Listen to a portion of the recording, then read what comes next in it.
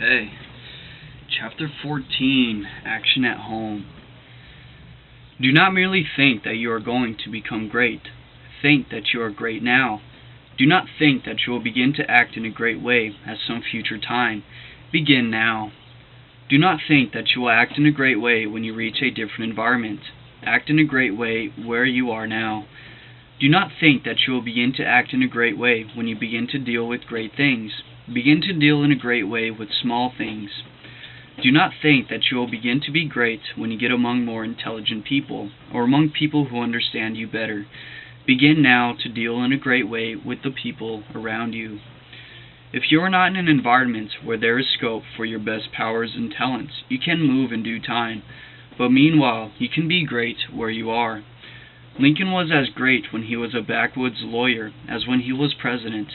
As a backwoods lawyer, he did common things in a great way, and that made him president. Had he waited until he reached Washington to begin to be great, he would have remained unknown. You are not made great by the location in which you happen to be, nor by the things with which you may surround yourself. You are not made great by what you receive from others, and you can never manifest greatness so long as you depend on others. You will manifest greatness only when you begin to stand alone. Dismiss all thought and reliance on externals, whether things, books, or people. As Emerson said, quote, "Shakespeare will never be made by the study of Shakespeare." End quote. Shakespeare will be made by the thinking of Shakespearean thoughts. Never mind how the people around you, including those of your own household, may treat you. That has nothing at all to do with your being great. That is, it cannot hinder you from being great. People may neglect you and be unthankful and unkind in their attitude towards you. Does that prevent you from being great in your manner and attitude towards them? Quote, "Your Father," end quote, said Jesus, quote, "is kind to the unthankful and the evil," end quote.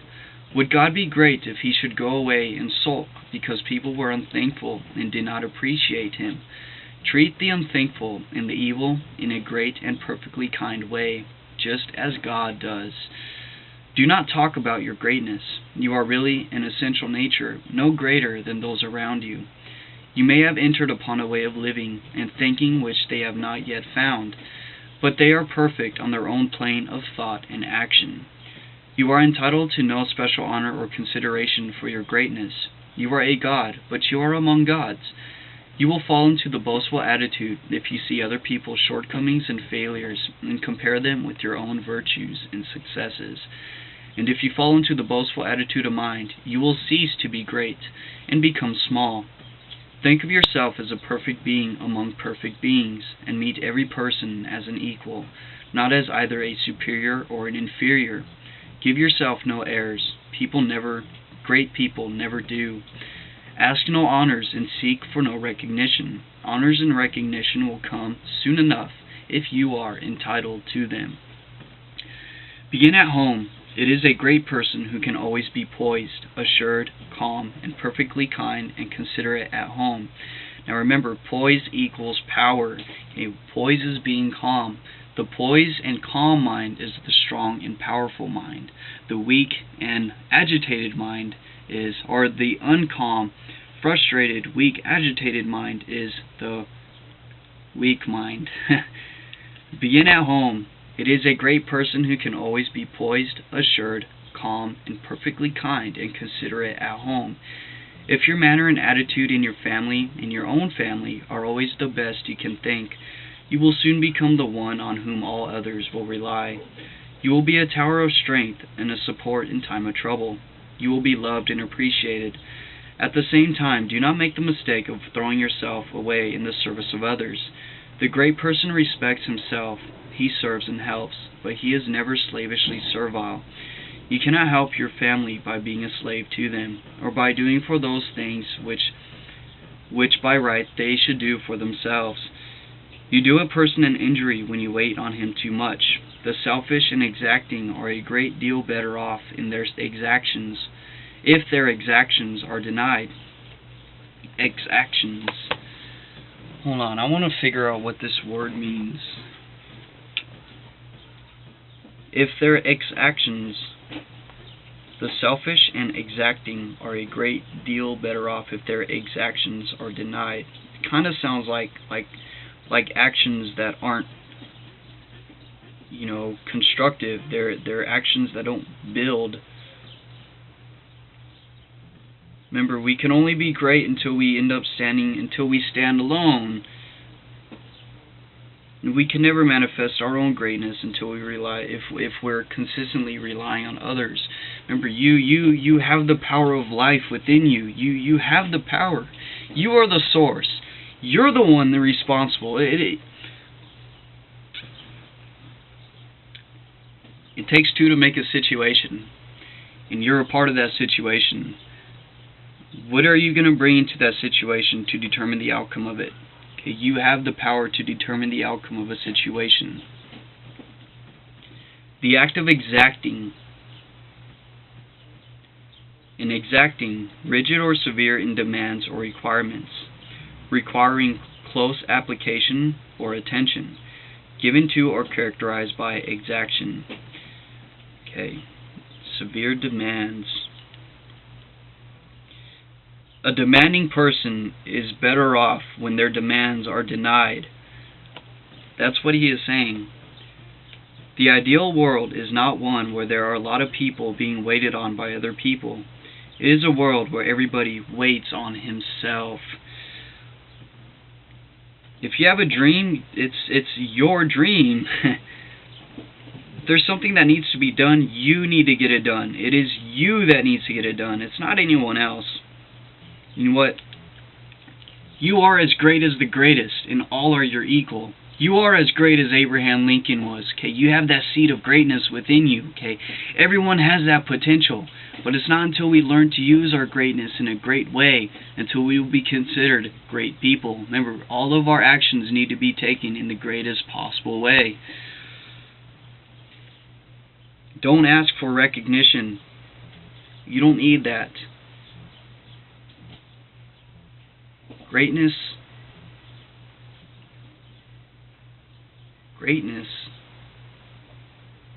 is it's like, I don't know, just knowing just knowing you are like a great person, which everyone is. Just some people choose not to be. We're all God's children, and it's like just being that within itself is its own satisfaction. Like no one else needs to know because you do. Like you know you. You don't need the world to tell you anything.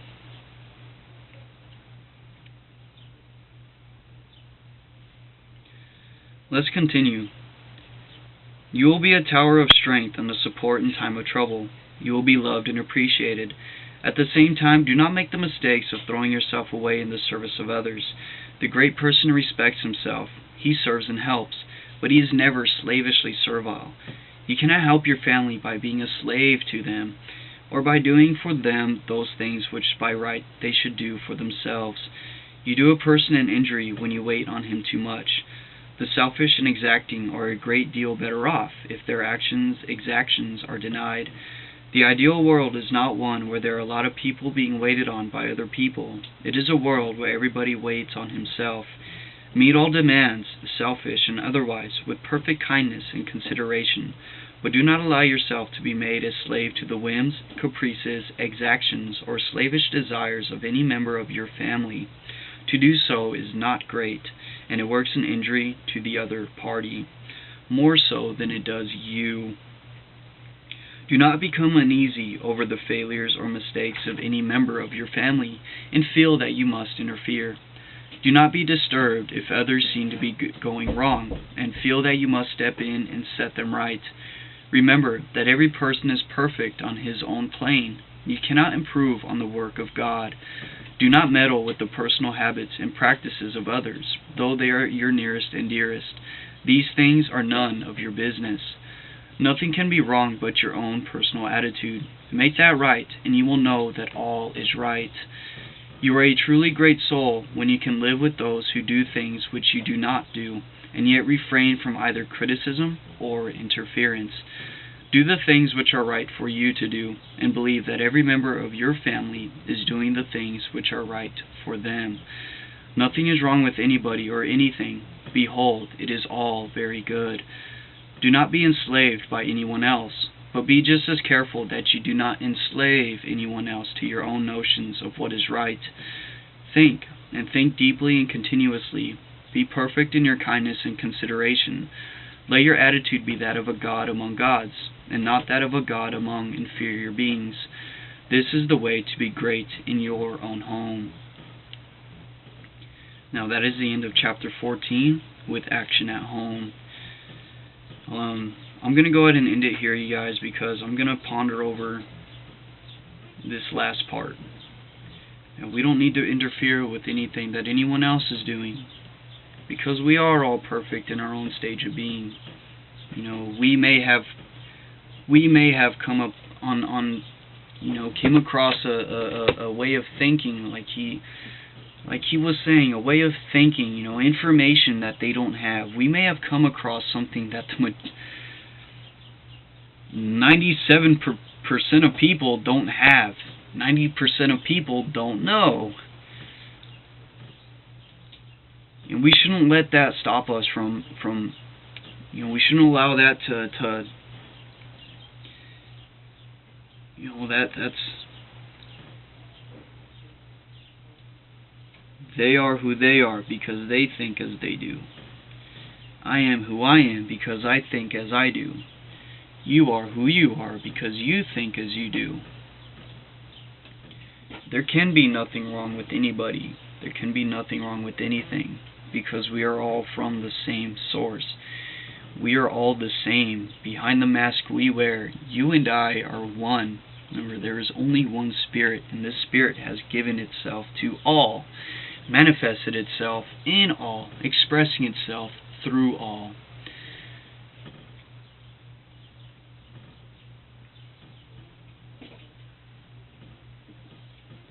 It's almost like if we are we are gods. We have the power to create. It's what life is. And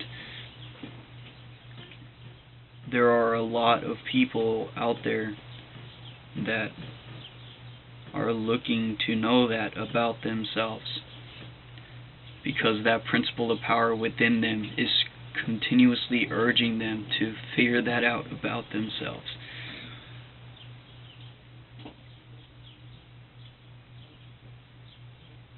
That being said, you guys, there's nothing wrong with anything. There's nothing wrong with anyone.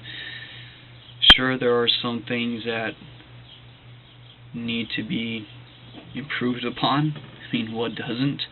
We all have our own things that we need to improve upon. I myself, I still have tons of things that I need to make better on me. What is the one job which you're going to be doing every single day of your life that's more important than any occupation you can have? It's called working on you.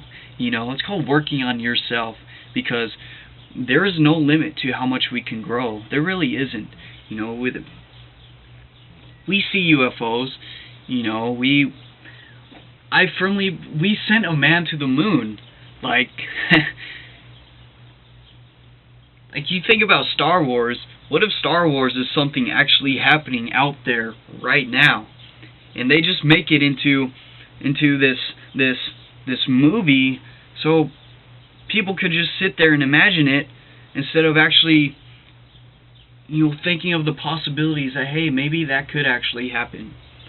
Thoth the Atlantean, the Egyptian priest king, the god of wisdom, who built all the great pyramids, in his own emerald tablets, he talks about how he erected a giant lion symbol over his UFO, over his spaceship.